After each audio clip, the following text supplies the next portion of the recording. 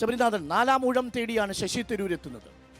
ശശി തരൂർ എത്തുമ്പോൾ ഇത്തവണ നേരിടാൻ പോകുന്നത് പന്ന്യൻ രവീന്ദ്രനെയാണ്. 2004 വിജയിച്ചു കയറിയ പന്ന്യൻ രവീന്ദ്രൻ.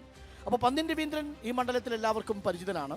ഒപ്പം രാജീവ് ചന്ദ്രശേഖർ എന്ന കേന്ദ്ര സഹമന്ത്രി കൂടി എത്തുന്നു.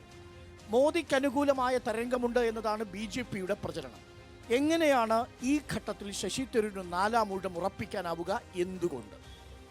ആദ്യമായി തന്നെ എനിക്ക് തോന്നുന്നു ഈ ലോക്സഭാ ഇലക്ഷനിൽ മത്സരിക്കുന്ന ഏറ്റവും സുപ്രധാനപ്പെട്ട ഒരു 20 ആളുകളുടെ പേര് ഇന്ത്യ ഒട്ടാകെ എടുക്കുകയാണെങ്കിൽ അഭിമാനത്തോടെ ഞാൻ പറയും ഡോക്ടർ ശശി തരൂർ ഇന്ത്യ മുന്നണിയുടെ ഏറ്റവും പ്രധാനപ്പെട്ട സ്ഥാനാർത്ഥികളിൽ ഒരാളാണ്.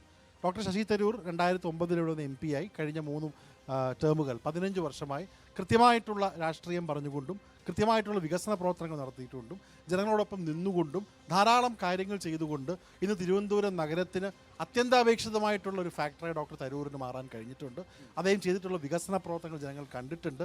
അദ്ദേഹത്തിൻ്റെ നിലപാടുകൾ, അദ്ദേഹം വിഷയത്തിലെടുത്തിട്ടുള്ള സ്റ്റാൻഡുകൾ, കോവിഡ് സമയത്ത് പോലും ഒരുപക്ഷെ മറ്റൊരു MP ചെയ്യാത്ത രീതിയിൽ ഫ്ലൈറ്റ് ചാർട്ടർ ചെയ്ത് സാധനങ്ങൾ കൊണ്ടുവന്ന് കേരളത്തിൻ്റെ മുഖ്യമന്ത്രി വരെ അന്ന് നടന്ന പത്രസമ്മേളനത്തിൽ പേരെടുത്ത് പറഞ്ഞ് അഭിനന്ദിക്കേണ്ടി വന്ന തരത്തിലുള്ള പ്രവർത്തനങ്ങൾ. അതായത് നാടിനൊരു ആപത്തുണ്ടായപ്പോൾ അതിൽ എല്ലാവിധമായിട്ടുള്ള തൻ്റെ കോൺടാക്റ്റും സ്വാധീനവും ഉപയോഗിച്ച് മരുന്ന് പോലും എത്തിക്കാൻ ശ്രമിച്ച ആളാണ്. തീർച്ചയായിട്ടും. അപ്പോൾ അങ്ങ് ഡോക്ടർ തരൂരിൻ്റെ അനന്തപുരിയുടെ ശബ്ദമാണ്, ഇന്ത്യയുടെ ശബ്ദമാണ്. തീർച്ചയായിട്ടും ഇന്ത്യൻ പാർലമെൻറ്റിൽ ഏറ്റവും കൂടുതൽ മുഴങ്ങി കേൾക്കേണ്ട ഒരു ശബ്ദമാണ് ഡോക്ടർ തരൂരിൻ്റെ എന്നുള്ളത് തിരുവനന്തപുരത്തുള്ള വളരെയധികം പൗരബോധമുള്ള ആളുകൾക്ക് പൂർണ്ണമായിട്ടുള്ള വിശ്വാസമുണ്ട്.